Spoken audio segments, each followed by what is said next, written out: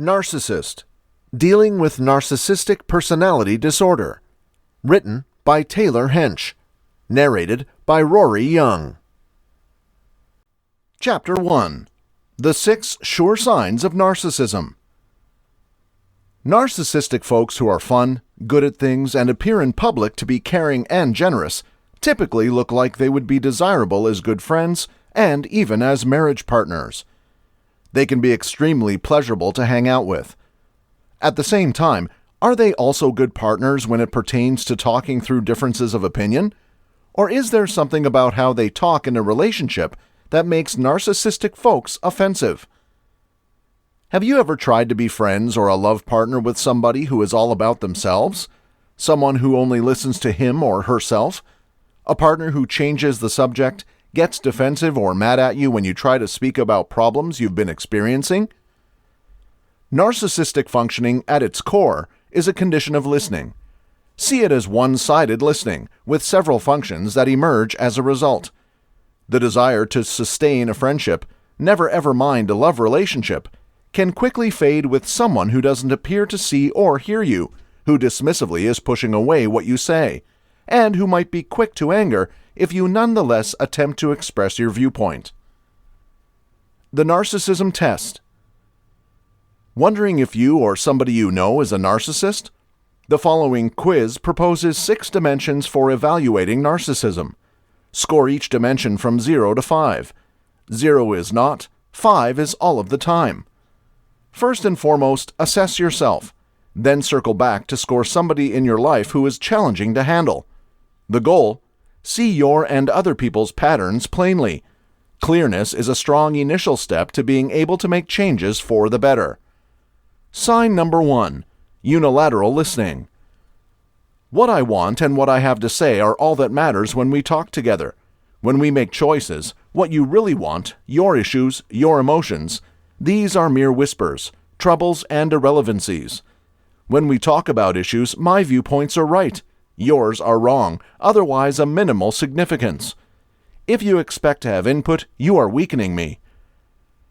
Narcissistic listening dismisses, negates, neglects, decreases, denigrates, or otherwise renders irrelevant other people's concerns and remarks.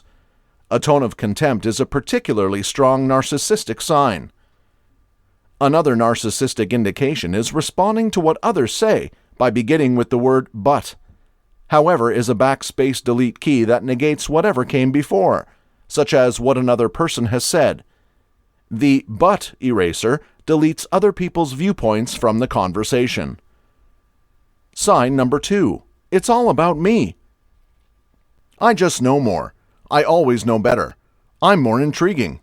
When we talk, it's mostly about me. In conversations, I take up most of the airtime. Almost all of my chatter is about what I have done in my life, or what I am thinking about. If you start to talk about yourself, I connect back to something in my life so that the focus of the discussion again turns on to me. Perhaps that's why people say I suck up all of the air in a space. When I want something, I need to have it. Never ever mind how you feel about it, it's all about me. I'm big and important, and you are simply also here, mainly to do things for me, like a third arm. Sign number 3. The guidelines don't apply to me. I can have affairs, cheat on my taxes, cut into a line where others are waiting, and disregard guidelines that obstruct of my doing what I want. Guidelines are for other people to follow. Narcissists struggle with what I call tall man syndrome. They experience themselves as above others, so the rules don't really apply to them. Indication number 4. Your issues are truly criticisms of me, and I hate being criticized. I can criticize others, and typically do, but if you criticize me, you are hurting my emotions, so I'm going to hurt you back. If you say you are at all dissatisfied, that is a way of indirectly criticizing me. Since it's all about me, your emotions should be about what I have been doing. If you are talking about your emotions, even if they were stimulated by situations at work or with friends that have nothing to do with me, I analyze your negative emotions as criticism of me. Narcissists inconsistently manifest both an inflated idea of their own significance and speed to feel deflated by negative feedback. Criticism hurts. And because narcissists think every little thing is about them, they hear other people's attempts to talk about personal feelings as veiled criticisms of themselves. The scientific term for taking others' concerns as personal criticism is customizing. "I'm feeling lonely" gets heard by a person who is narcissistic as an allegation. "You don't spend enough time with me." Indication number 5. I am right, you are wrong, so when things fail between us, it's always your fault. I cannot be expected to apologize or to admit to blame. I'm above others and above criticism. If you expect me to say how I've contributed to a problem, I will get mad at you. Hesitation to take some responsibility for mistakes may originate from confusing the part with the entire or all-or-nothing thinking. Narcissists think, if I have done just one thing that is not right, then I should be all bad, which is precisely why they're so resistant to admitting any wrong things at all. Whatever the source of the sensitivity to criticism and difficulty admitting mistakes, they tend to blame others when anything fails. Blaming and fault-finding in others feels safer to narcissists than seeking to discover, learn, and grow from their own part in problems. While narcissists are pretty quick to blame, they may be slow to really appreciate. Gratitude and gratitude need listening. Indication number 6. I might be quick to anger, but when I get angry, it's just because of you. You made me mad. You didn't listen to me. You criticized me. You're trying to manage me. Your view is wrong, so you really need to apologize, not me. If I'm mad, it is because I am frustrated by what you are doing. I'm only mad because of you. Narcissists usually show significant charm and social dexterity. At the same time, these apparently super-confident folks can be fast to anger. When they do become irritated, they then instantly blame their anger on others. Chapter 2. The Many Faces of Narcissism. Are authors on narcissism a little too quick to announce this core character quality inefficient?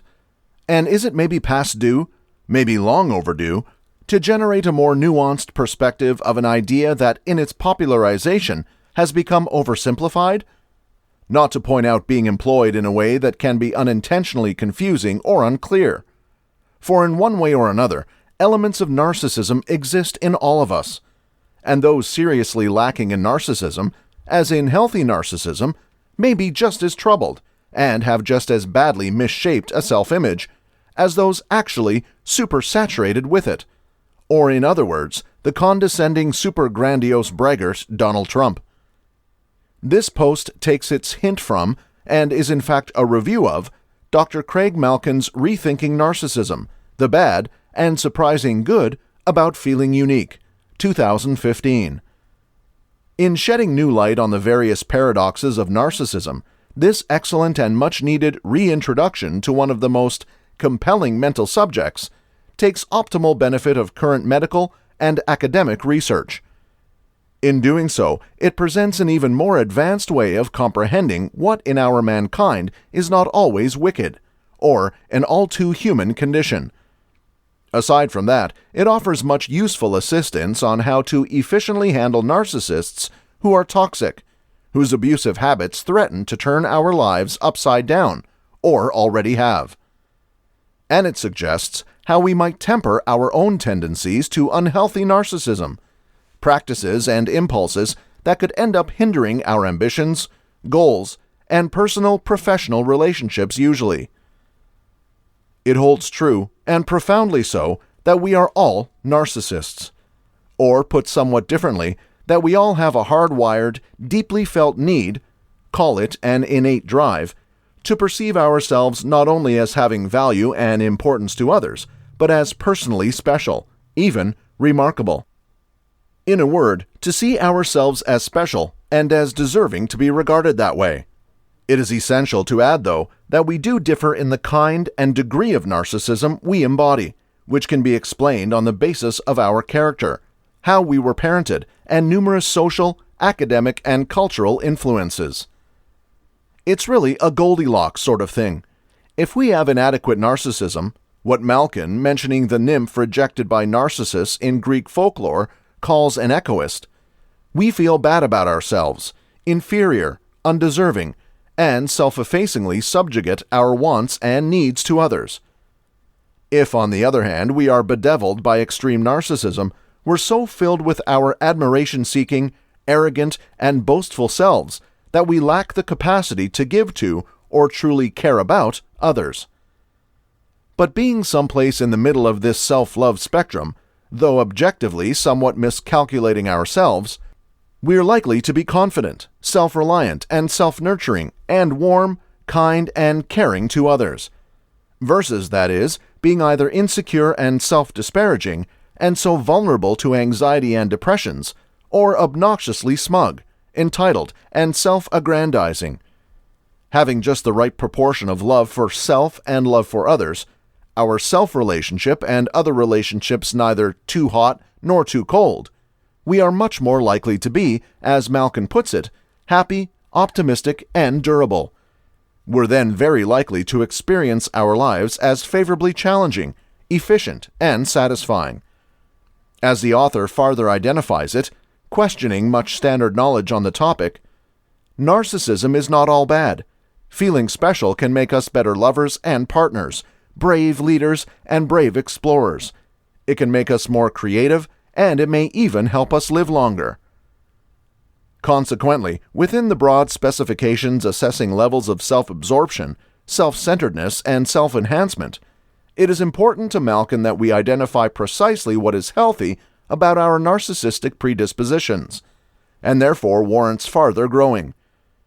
As should be clear by now, rethinking narcissism, though a relatively late entry into a region already brimming with posts and books on a subject ever more common, breaks new ground in how comprehensively it illuminates this critical measurement of personality. And not only does its author painstakingly analyze the various degrees of narcissistic specialness, he also usefully distinguishes between extroverted, introverted, and common narcissism, the last classification associating with an individual's overstated pridefulness in, not so selflessly, doing great for others. Reporting and expanding on some of the most recent and thought-provoking research studies on narcissism, including his own, Malkin's book is itself special. And one of the important things that makes it so is his remarkable gift for highlighting important aspects of narcissism through utilizing examples from his own clinical caseload. His many anecdotes and medical history not only prove his ideas and insights, but also make them persuasively real. Written in a vernacular, conversational style, his work, without avoiding the complexities intrinsic in his topic, is yet readily available, and even for readers largely not familiar with narcissism's sometimes overwhelming intricacies.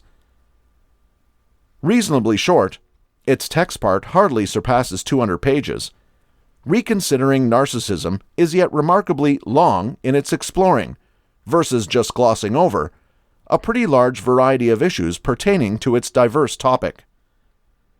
Scientist that he is, his scholastic association is with Harvard's medical school, Malkin fastidiously seeks to illuminate elements of narcissism that have regularly eluded both therapists and lay people. Avoided them partly because narcissists themselves can be so skilled at hiding these qualities, and not only from us, but from themselves as well, which is one reason that this book should be of as much interest to seasoned practitioners as to those just would like to know more about what makes narcissists tick, and so much tick them off. It can hardly be overemphasized that Malkin's writing goes far past solely categorizing and mostly depathologizing different kinds of narcissism. Here's how it examines many topics pivotal to the topic, and substantially more than I can sufficiently cover in this evaluation, such as how most, though not all, unhealthy narcissists can be triggered to change. What's below, adjusted from the book's table of contents, is a schematic of its topics.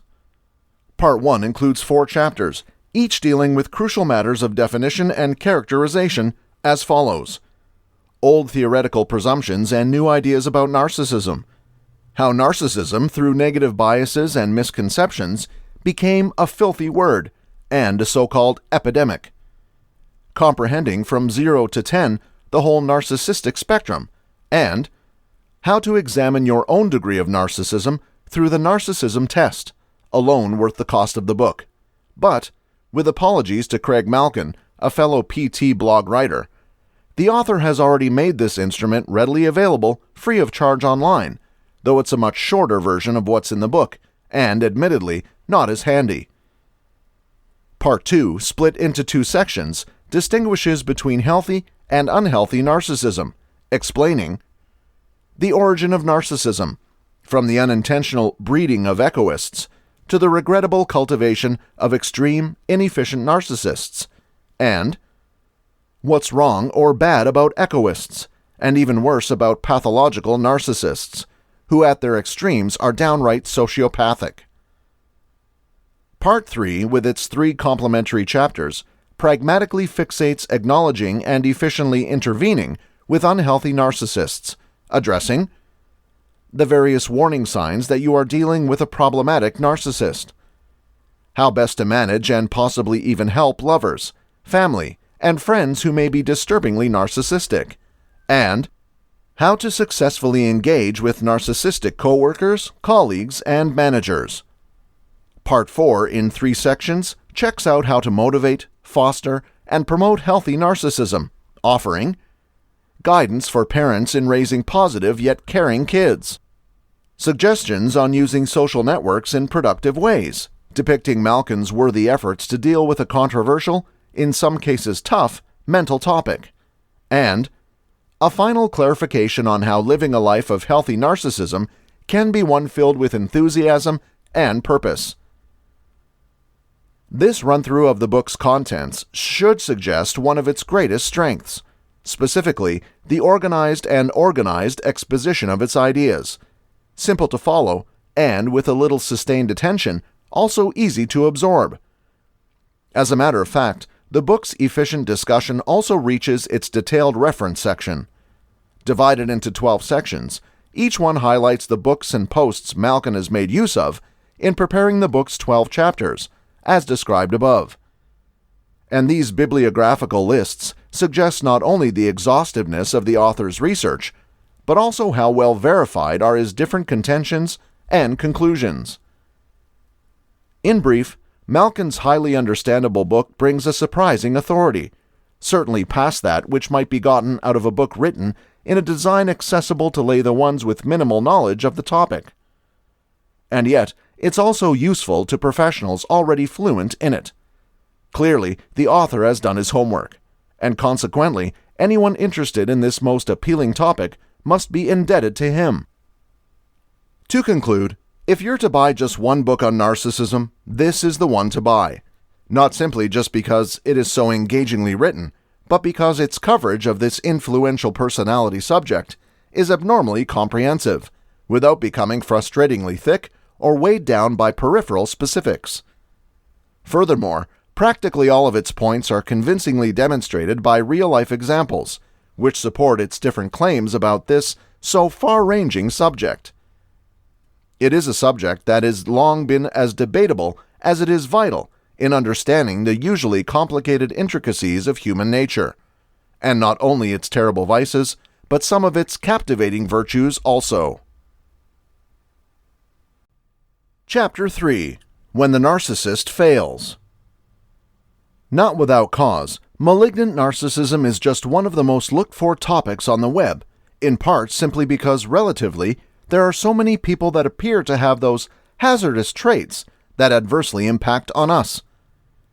These people are notorious because they destabilize our lives, make us feel insecure, undervalued, disparaged, or irrelevant, and as I noted in my book, Dangerous Personalities, Rodal Penguin, they can victimize us emotionally, as well as physically, even economically.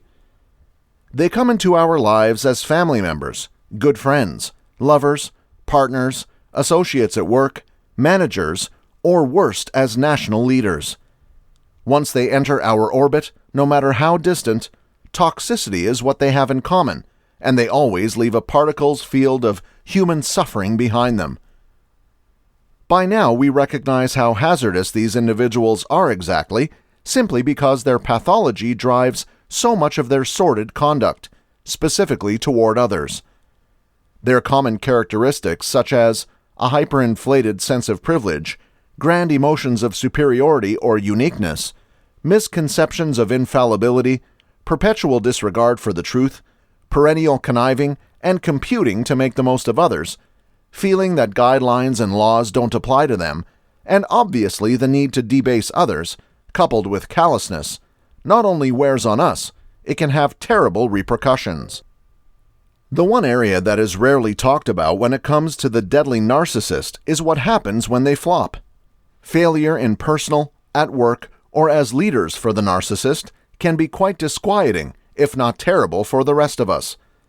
As Stuart Udofsky notes in Fatal Defects, these individuals are so severely flawed of character that they manage failure much different than you and I, because they are not introspective or capable of reform, and are lacking in empathy for others. We usually see narcissists in radiant terms as effective leaders of market, or as political leaders, and yet, generally, their malignancy will likely in time guarantee their own failure, or even detain. Be it because they cheat on taxes, because they embezzle cash, they circumvent rules and laws, they cheat business partners, they devalue and torment their family or domestic partner to the point of divorce, or when it comes to cults, thinking about Jim Jones and Charles Manson here, or as country leaders. They can lead their followers or their country into actions that are harmful. And so, when catastrophe strikes or failure of some sort is unavoidable, how the narcissist responds and what we, as potential victims of their actions, can expect to see is what this article is about. Just like many character disorders, those that are severely flawed of character, but especially the narcissist, when they face public disgrace, when they are outed as crooks or for their wrongdoing, or when they struggle in a very public way, that is when they end up being metastable, putting us as family, friends, co-workers, corporations, the general public, or a nation in biggest threat. When things start to sour for the narcissist, here is what we can expect. 1. They will wrongly claim that every little thing is fine and that there is nothing wrong. They will try to first misdirect us or claim there is absolutely nothing to the accusations or circumstances.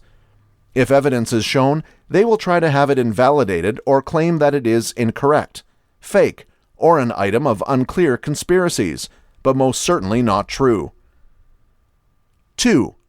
Any proof presented, and those that presented will be assaulted strongly and vindictively. The better the evidence, the more aggressive the attack. Individuals who are doing the right thing by reporting criminal acts, unethical behavior, or failings are to be challenged, embarrassed, pestered, and bullied. Not even their families are to be spared if need be. The narcissist will engage fans or enablers to all at once assault the ones who offer proof or evidence, even if it embarrassingly exposes their poodle-like conduct as that of spineless sycophants. 3. Foolproof evidence will be portrayed as incorrect, and the outcome of pettiness, jealousies, bad stars, harmful people, negativity, haters, nemeses, losers, conspirators, opposition, gain finders, the faithless, generally seen in spiritual groups or cults, or as we are seeing now in American politics, fake news or deep state actors. There's always a pretty large constellation of people to blame. The narcissist casts wide to see which vacuous claim resonates, especially with their advocates. 4.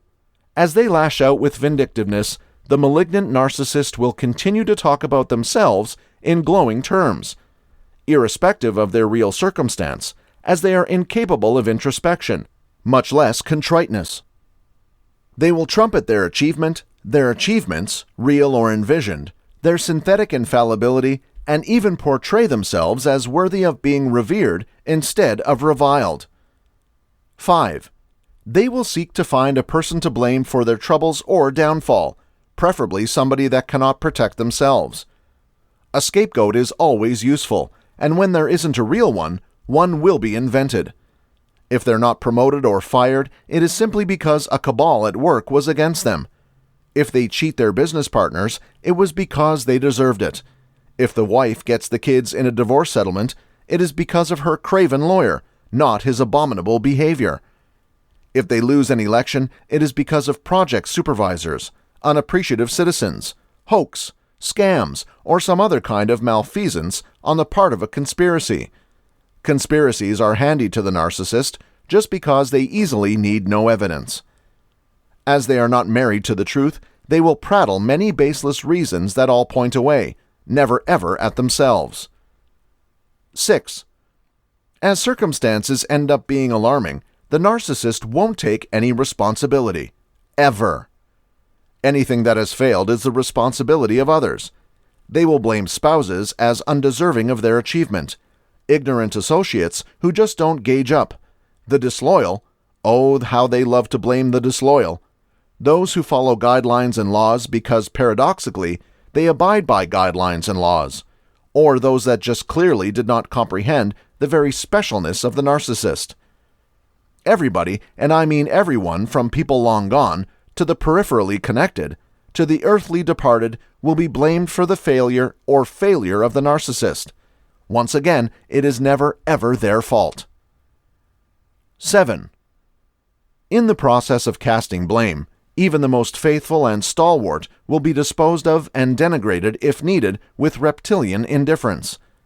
For the malignant narcissist, there is only the good, those that offer blind, steadfast commitment who are helpful, and everyone else who is an enemy, useless, and hence bad. Whether you are in or out, good or bad, isn't determined by history, by friendship, sacrifices, or how well you have performed in the past. It is determined by the capricious and self-centered needs of the narcissist, and that can change in a moment. 8. Expect lies to increase and to be repeated significantly. They will, even due to accurate evidence to the contrary, lie more profusely and adamantly. Lies are and always will be the primary tool of the malignant narcissist. The only difference now is that in dealing with failure or public ridicule, the lies must increase in frequency and audacity to the point of incredulity. The narcissist will expect advocates, the dishonest, and enablers to lie for them and even develop credible alibis. That they imperil others by engaging them to lie is the collateral damage the deadly narcissist does as they thrash in despair when they're failing or caught. And while lies will increase, so too will be the need to cheapen others in order to more value themselves. They will attack everyone and anybody in the most vicious and vindictive ways. This is when we see their rage come through. Not just anger, but unchecked rage. They will say things that stun the conscience, and they expect everyone to swallow what they say, much as their enablers do. The most decent of individuals will be assaulted, buffooned, ridiculed, and developed into a human chew toy, as the narcissist lets loose untethered rage and hatred. They will dip down into a bottomless cauldron of antipathy, and like an arterial spurt, will spew this toxic brew everywhere with metronomic regularity. 9. The malignant narcissist lacking guilt or a conscience is only concerned with respect and not being publicly shamed. Any kind of public humiliation will cause them further anger, further rage, further attacks, farther dishonest conduct, and unmatched incivility. If the narcissist is going to be brought down, they will also seek to bring everybody else around them down to vindictively make them suffer. How the narcissist damns, snaps, or ruins others, spouse, good friends, business partners, workmates, the public, is up to the morbid creativeness and depravity of the deadly narcissist, the feasible tools they have available, and, of course, how alarming or desperate the circumstance. The web and social media are certainly useful as lives can be messed up with a single tweet. However, so are guns and rifles, poison, and even assassins for hire. And if they command a nation, they can put the security organs or the army to work on their behalf. 10. In certain circumstances, as the end nears, the suffering of others is paramount to the malignant narcissist. It's their way of raising themselves, ill as that sounds, by malevolently repaying civilization with a lot more suffering. As they snap, they will show no concern or empathy because they have none. If others are suffering because of their actions, the narcissist just does not care. Lacking a conscience or any kind of remorse, just like Robert Hare's psychopath, they sleep very well at night while everyone else is restless, anxious, stressed out, physically or psychologically shocks, all the while nervously and justifiably considering what farther malevolence will take place. 11. As they deal with failure, arrest, indictment, or termination, they will endlessly air their complaints. Narcissists are natural injury collectors, and as such, they have been gathering and nurturing social slights and perceived wrongs just for this occasion. They will wallow in victimhood, saying they have been non-stop and needlessly persecuted. They, of course, expect their lawyers, followers, or enablers to subserviently echo their flatulent claims. So, what happens in the end?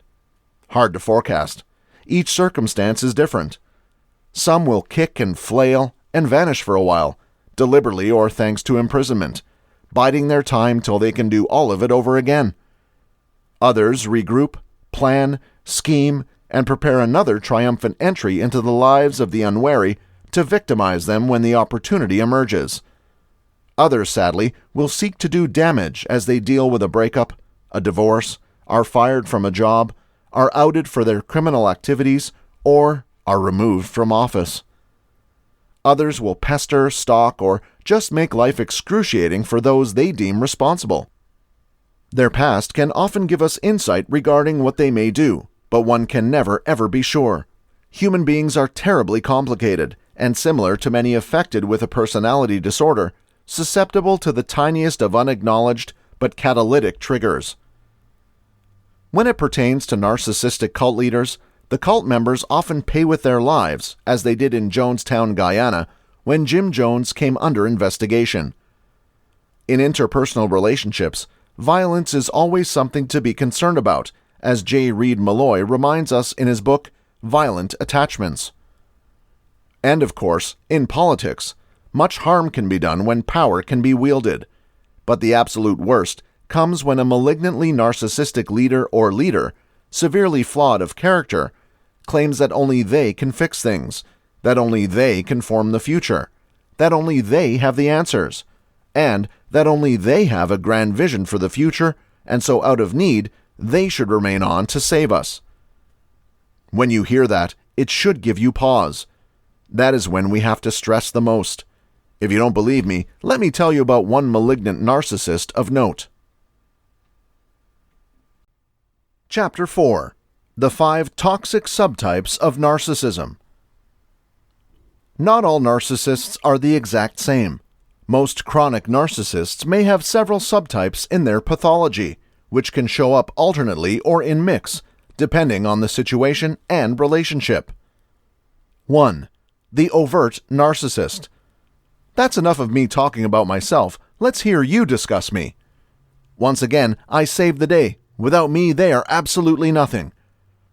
The overt narcissist has tons of the most common qualities associated with narcissism, which includes, and not limited to, grandiosity, attention-seeking, superficial charm, exaggeration, one-upmanship, excessive self-importance, blatant privilege, aggressive manipulation, negative put-downs, arrogant condescension, etc.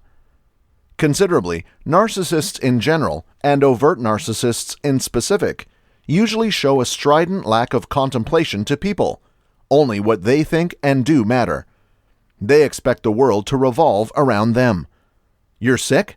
But what about driving me to the shopping mall? 2. The covert, introverted narcissist. One sobs because one is miserable. I sob because others are stupid, and that makes me miserable. From The Big Bang Theory. Not all narcissists are grand and overtly offending.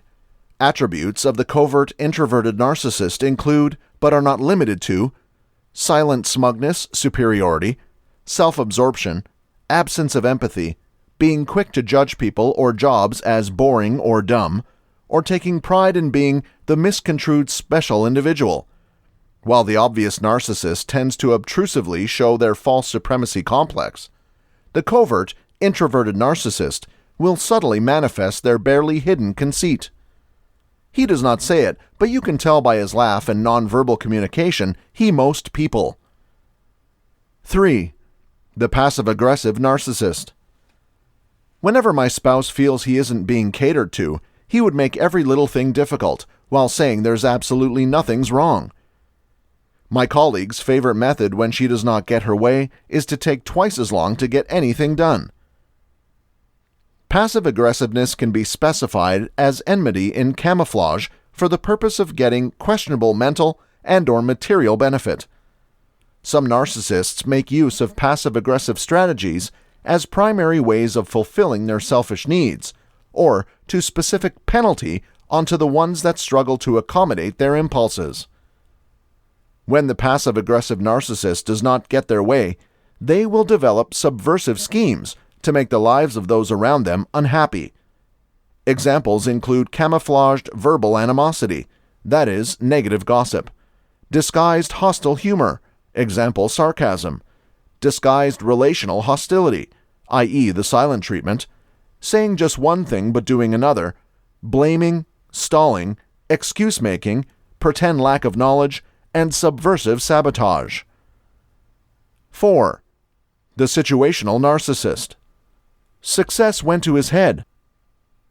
Narcissism might emerge after an individual gains a specific level of status, acclaim, recognition, and/or accomplishment, and consequently starts to actually believe that he or she is above others. Situational narcissists often acted in a socially and professionally acceptable manner at one time, but became more egocentric as they achieved higher levels of success. Behaviorally, situational narcissism changes a person for the even worse, as he or she ends up being more big-headed, entitled, and narcissistic. In extreme cases, the situational narcissist's claim to success or popularity develops a superiority complex with little empathy. 5. The sexual narcissist. My partner's so fixated on efficiency when he makes love. Often I feel like he is more concerned with his performance than he's with me. Sexual narcissism can be defined as the physical and psychological exploitation of another for the purpose of sexual satisfaction and incorrect ego validation. Sexual narcissism is typically characterized by inequity in power, limit offense, outright physical emotional manipulation, and repeated use, abuse, neglect of the victim. Research has found correlations between sexual narcissism in certain instances and sexual addiction, domestic violence, and relational infidelity. Can a narcissist change for the better? Perhaps. However, only if he or she is highly conscious and willing to go through the courageous process of self-discovery. For narcissists no longer ready to play the charade at the cost of real relationships and credibility, there are ways to free oneself from falsehood and gradually move toward one's higher self. For the ones that live or work with narcissists, perceptive awareness and assertive communication are musts for establishing healthy and mutually respectful relationships. Chapter 5. Why are narcissistic people prone to depression? In percentage, narcissism is healthy, reinforcing protected attachment with positive self-image, adaptive reactions to humiliation, a sense of pride and gratitude towards oneself for self-efficacy, and a balanced interest in one's appearance, achievements, and social standing. In excess, narcissism becomes pathological, creating a circumstance where it is not possible to work well with others. Severe needs to be liked and appreciated, combined with a failure to see someone's defects plainly, either rejecting or exaggerating them, or both, makes it tough to own it and move on constructively. Instead of accepting shame as a normal, even beneficial emotion, that is for social learning, embarrassment becomes distorted, proof of someone's utter reprehensibility to a near delusional degree. Narcissism and depression. As reported by scientists Keeley, Laverdiere, and Pincus, 2020, pathological narcissism increases the risk of depression. How this happens is not known. It has been assumed that difficulty handling emotions might be at the root of the issue. Narcissism has two related but unique measurements: grand and susceptible. Grandiose narcissism covers the conceited personality, usually referred to by crass epithets, characterized by an inflated ego, the propensity to make use of others, and a sense of being truly remarkable. Such grandiosity seems to be inherent and genuine. Susceptible narcissism, on the other hand, usually emerges out of youth hardship, trauma, and neglect, stimulating empathy and caregiving from others, for a time. Vulnerable narcissists comprehend the idea of empathy, but expect it from others without seeing the give and take, resulting in victimhood and frustration. Those around them often wind up feeling burned out, bitter, and finally just done. The authors talk about different theories linking narcissism and depression. Narcissistic people could not effectively process feelings about themselves personally and concerning social circumstances. Negative feelings get stuck, developing gradually. Wishing to hide their defects, they maintain a front with others, while inside growing more distant and depressed. Depressive states disrupt feeling in control and shake off behavior in social and work settings, farther driving the cycle. What's going on? Given the lack of research looking at links among narcissism, feelings, and depression, Keeley and co-workers designed a preliminary study of 99 outpatients being dealt with at publicly financed psychological health clinics in Vancouver, Canada. They recruited a convenient sample of clients in the order they began treatment, helpful for a pilot research study but less robust than follow-up research studies would be. The participants were 70% white females around 36 years of age on average. Steps included the pathological narcissism inventory, covering grandiosity and vulnerability. The emotional processing scale, taking a look at 5 aspects of 1. Emotional suppression, 2. Unprocessed feelings, 3. Inadequately managed feelings, 4. Avoidance of feelings, and 5. Reduced, impoverished feelings, and the patient health questionnaire, which assesses core depression symptoms, and that includes an extra question about negative influence on social functioning. Findings. In general, grandiosity and vulnerability were related but unique. Both were also associated with an increased risk of depression.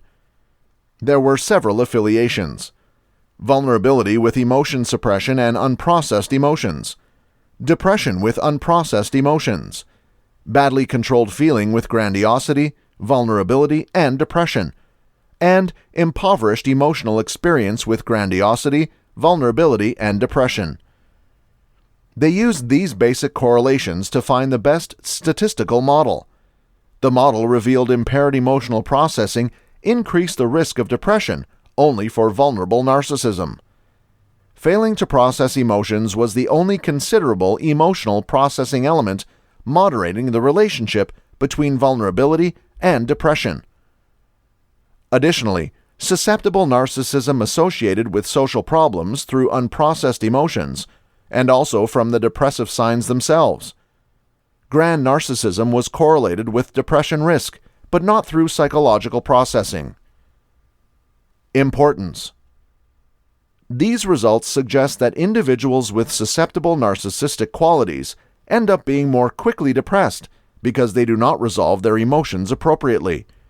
The authors highlight that narcissistic vulnerability, with increased sensitivity to negatives, enhances and sustains undesirable mental states. Preoccupation with oneself diverts resources which could otherwise be used to drive adaptive responses. Grandiose narcissism is associated with depression, but not because of how emotions are processed.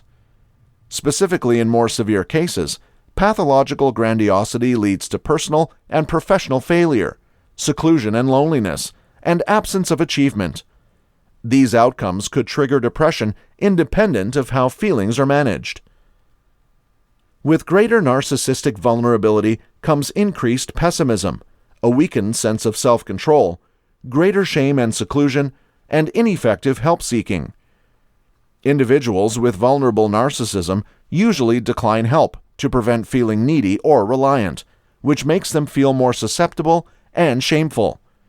This typically drives people away by burning out their empathy and making them feel unappreciated. In the lack of comprehending the repeating pattern, this in turn might set off intense disappointment, anger, and indignation at perceived abandonment. It is on top of everything else a confusing experience because of lack of insight and over-reliance on blame and self-hatred to make sense of things. Moving away from vulnerable narcissism. People experiencing susceptible narcissism have a challenging but possible task. Understanding the distortions which originate from failure to process feelings, however uncomfortable, is needed in order to recognize what isn't working and replace it with adaptive techniques and practices. Pain itself is not necessarily useful, but often goes with the territory, till one surpasses the masochistic routines and learns greater self-acceptance, gratitude, and forgiveness, or at least is heading in that direction. Managing emotional pain in healthy ways is essential. Self-compassion is a powerful tool here. It is important to deal with underlying developmental trauma, depression, anxiety, and related psychiatric disease, together with learning to disrupt recurring negative attitude and institute positive reappraisal. It's a really tough problem to gain any traction with because the depressive views feel more real and more legitimate than any positive perspective. Actually, hope is often met with mistrust and conceit, and those offering hope are seen as unskilled, even adversarial, or worse. Cultivating durability, taking a leap of faith to have faith in oneself if possible, overcoming negative self-image to connect for and accept help, adopting a post-traumatic growth technique, coming to terms with shame, and ultimately building a sense of safety and agency is a completely different way of life. For those with strong, susceptible narcissism, dealing with embarrassment and risking rejection and failure is a big ask. Although a challenging path, for many it is a much better chance than stalling. As we move on in life, it ends up being tougher to postpone facing ourselves. Time subsides, we grow smarter and less able to overlook what is important, and the demands of family and work enable us to make use of our resources in formerly unseen ways.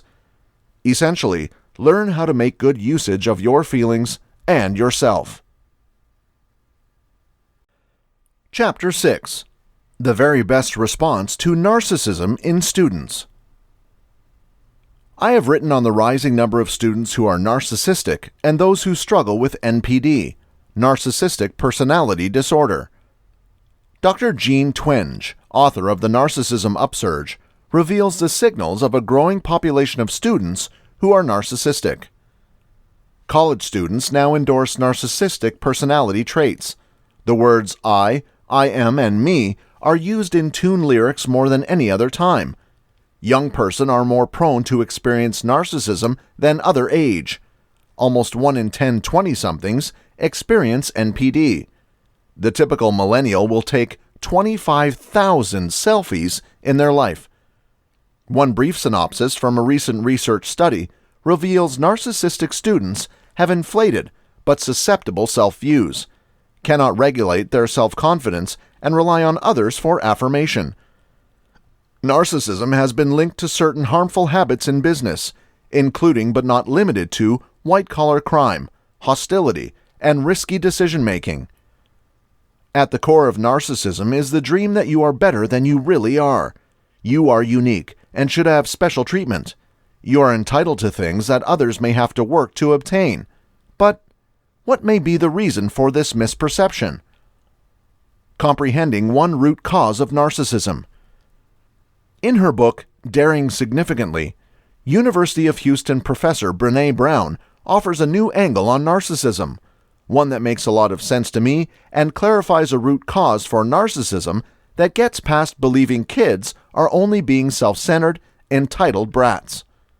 She says, "Narcissism is a shame-based fear of being regular, which can't be cured by more embarrassment." Consider this idea. Among the many reasons for the rise in narcissism today is the notion that a student feels a bit like a simple number, that they're not special after all. It's the fear of being common and a reaction to feeling embarrassment for being so typical. Maybe it's an overreaction, making up for the quiet despair that they aren't important to others or to society. It's the fear they will not be well known. They won't get 1 million followers on Twitter. They won't get 10,000 likes on a social network's platform. If that is our culture's scorecard, then it's enough to push a kid to do weird things to feel better. Our worst sins occur from the desperate fear that we are worthless. Definitely, there are other causes for narcissism, but if your students feel this embarrassment, it can't be resolved by making them feel a lot more shame for being narcissistic. Pity does not cure embarrassment. It's like fighting fire with more fire. Responding to narcissism. If you believe that embarrassment might be a cause for narcissistic behavior in your students, why not try a contrarian reaction? Instead of making them feel embarrassed for being narcissistic, communicate that really special people tend to do unique things for others. At the risk of sounding cliché, they make the world a better place. In fact, serving others greatly proves their specialness. They will actually feel better about themselves for their altruistic action. I once mentored a college student from San Diego State University who revealed all the signs of narcissism. It appeared that he loved himself. It did not take long for me to peel back that layer and discover he was woefully vulnerable to others' opinions of him, and he labored to get others' approval and affirmation. My prescription for those signs was simple. Go show me how special you are by doing something great for those less special. When he did, I observed a win-win situation unfold before my eyes. He handled a service job in Tijuana, Mexico, and included some other college student in the task. When it was done, the children in a Tijuana orphanage benefited, and this student benefited from the internal feeling of really including value to another person. We never feel better than when we add value to others. The bottom line is just this. We will not end narcissism by telling our students they are not that unique.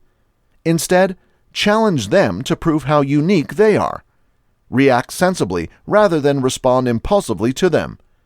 Viktor E. Frankl once wrote, "Between stimulus and reaction, there is space. In that space is our power to choose our reaction. In our reaction lies our growth and our liberty." Chapter 7. Narcissism in Kids. Praise is necessary in the best of relationships. Tolstoy once noted, just as grease is needed to keep wheels turning. In their day-to-day interactions, people around the globe often find themselves offering and receiving praise, and they perform their social waltz in astoundingly different ways. Some may scurry looking for wood to knock on at the first mention of good words in their address. Others might muster an aloof nod. Others, with red faces and shaking heads, may emphatically decline compliments, while others might embrace every last word of recommendation with pride and passion. At first glance, appreciation and parenting look like an infallible coupling. Parents applaud their children with the good intents of raising their self-confidence, providing encouragement, and showing affection, while children thrive from their parents' or caretakers' devoted approval. However, research is demonstrating that all isn't so simple, and that the kudos that parents so lavishly and sincerely impart on their kids can in fact backfire. University of Amsterdam researcher Eddie Brummelman examines the complex relationship between praise and narcissism, and what it really considers children to cultivate a healthy self-confidence. Here is Dr. Brummelman in his own words. What has been among the most fascinating insights from your research? When I started studying narcissism, I used to think that it was almost like self-esteem, and that narcissists were those with extremely high self-confidence. One of the most important things my research has revealed is that narcissism and self-confidence are extremely different. While self-confidence contributes to mental health, for example, by minimizing anxiety and depressions, helping to maintain healthy relationships and so forth, narcissism can hurt psychological health from a young age. How is narcissism different from self-confidence? In psychoanalytic literature from the 1970s, narcissism was often described as inflated, overstated, extreme self-confidence, self-esteem on steroids. However, if you look closely, narcissism focuses on the idea that you are superior to other individuals, and others are inferior to you. Relationships have a tendency to be competitive and a zero-sum game. There can be only one winner, and that's me. Self-esteem, on the other hand, revolves around the idea of being worthy of who you are as a person, and not always feeling exceptional to others. Actually, you see others as equals. Relationships have a tendency to be horizontal and a non-zero-sum game. We can both get what we really want. Is narcissism a character trait that one is born with, or is it gotten through socialization? How much of it is nature, and how much of it is nurture? Narcissism, like each other personality trait, has a genetic part.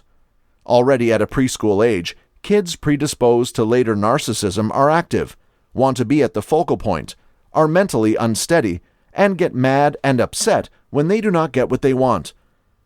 But whenever we say that something has a genetic part, we immediately presume that it's repaired and set in stone. That's a misunderstanding. Narcissism is formed by socializing experiences. Our research has revealed that kids develop more narcissistic characteristics when they're misestimated by their parents, when their parents see them as special and remarkable people who should have unique treatment. Overvaluing parents or caretakers tend to overstate, overclaim, and overpraise kids' capabilities, and pressure children to stick out from others. Over time, in such an environment, children may presume that they're indeed better and more deserving than others. And as narcissists grow older, they have the tendency to be drawn to settings that highlight competition over cooperation, that enable them to stick out, be praised and appreciated by others. They pick settings that enhance their narcissistic characteristics. How can you recognize when a kid is excessively self-assured versus narcissistic? Narcissism initially emerges around the age of 7. That is when children get the capability to make worldwide self-evaluations through social contrasts. If you ask a young kid to define themselves, they would normally say, "I am a great brother, sister," or "I can play soccer actually well." These are domain-specific self-evaluations that lack social comparison. Narcissism is a worldwide self-evaluation that does involve social comparison. I'm better than others. Some children are incredibly self-assured, and their self-evaluations might be unrealistically positive, but the crucial attribute of narcissism is this belief that you're better and more deserving than others. When a child says, "I'm such a great drawer, and I can play soccer truly well," it does not mean it's an egotistical thing to do. But when a kid has faith in their own supremacy and says something like, "I'm more special than others," and "other people get the appreciation that I actually are worthy of," that can be narcissistic. There appears to be an implicit theory in Western civilization that we need a dose of narcissism to be successful. The underlying presumption is that if you aren't claiming your supremacy, and if you aren't taking what you think you are entitled to, other individuals will take your place. That's a belief that we strengthen, and which might actually be hazardous. If you think you transcend to others, you are more likely to derogate others and to react defensively or even strongly to criticism. Narcissism prevents you from objectively examining criticism and learning from criticism to enhance yourself. What is the appreciation paradox? How precisely does inflated praise lead to negative outcomes? The paradox is that our praise is well intended, yet in some cases has undesired consequences. When we see that a child has low self-esteem, we feel a strong urge to help them feel better about themselves. And we have this lay theory that appreciation is going to get the job done. Parents give more inflated praise, "You did exceptionally well," to children with low self-esteem, most likely in an effort to raise their self-esteem. What our research shows is that such inflated praise may have unanticipated repercussions. For instance, in one research study, we observed parent-child interactions and coded how often parents praised, and after that, followed the development of self-confidence and narcissism with time. We found that kids with low self-esteem received a lot of inflated appreciation. But the more inflated appreciation they got, the lower their self-esteem, and for some, the higher their narcissism levels were in the future. Imagine someone tells you as a child, "You made an amazing drawing." Perhaps for a while you feel like, "Oh yes, I'm amazing." But then you begin to think, "This sets a really high requirement. Will I have the ability to live up to that standard in the future? Will I continue to be remarkable? I'm not sure." There will be problems and struggles, specifically in youth, and there will be times when you think, "I didn't do so well, and I am not living up to other people's expectations of me." And this makes you feel bad about yourself. What is a best way to praise? Try to focus praise on behavior rather than on character. Otherwise, children might get the impression that what they do and how they do, for example in school, changes how you think of their character. You want to praise them for something that they can actually control and change about themselves. Let's say a kid gets a really high grade. It is much more reliable to say, "This is really great because I know you studied really hard," because children can connect success to a process and the work that they take into this process. I also tell parents or caretakers to try not to applaud in inflated ways, because you may unintentionally set really high requirements that are hard to measure up to. I think it is always good to be aware of the implicit messages you are sending to your child. Even well-intended appreciation can consist of messages that you do not plan to communicate. Yet, remember that things can always change, and that character isn't set in stone. Even when children are older, there are many experiences that can lower or increase certain traits. What advice would you have for parents for raising kids with healthy self-confidence and to help them grow? Perhaps the most important takeaway is to realize that you can be warm and affectionate with your child and raise their self-esteem without putting the child on a pedestal. You can hang out with the child, making them feel like you really appreciate their company. Play games together that are based on reciprocity, touch, hugs, cuddling. There are things that make them feel like you really appreciate them for who they are as an individual and that you cherish your connection with them without actually telling them, "I think you are unique and impressive and far better than your classmates, and you deserve special treatment." When you know that your kid has narcissistic traits, you do not have to panic. It is pretty typical. But it is very important to recognize the beliefs that underlie the narcissistic self-image. Look out. Does your kid like themselves for who they are, or is their self-image more delicate? Think of the messages that you or the environment are sending them, which might be adding to these beliefs. Speak about the values that are necessary in life, and how humans in essence are equal, and how no one actually deserves special treatment. Parenting mistakes. Kids are naturally and adorably self-focused and have unrealistically positive views of their capabilities. When a 3-year-old says, "Watch me do my big dives," this reflects an age-appropriate delight with new capabilities and desire for parental approval. Around 7 years of age, children end up being able to compare themselves reasonably to their peers. For most children, this leads to a drop in overall self-confidence. For some, it is the beginning of a narcissistic view of themselves. Narcissism is a condition of relationships. While it could be appealing to take a narcissist down a peg or two, that's not helpful or kind. Narcissistic kids really need to learn to connect rather than impress. Repeatedly telling them how unique they are plays into their tendency to yearn for and hog the spotlight, and their anxiety and resentment when they're not the star. On the other hand, genuine heat, telling and demonstrating children, "You are unique to me," rather than "You are unique," can help them develop a sense of deep approval that underlies authentic self-esteem. The greatest compliment a parent can give a child is, "I enjoyed your company." Narcissistic kids really need help learning to comprehend other individuals' ideas and feelings and reacting in caring ways. We can talk about feelings as they turn up in books, films, or reality.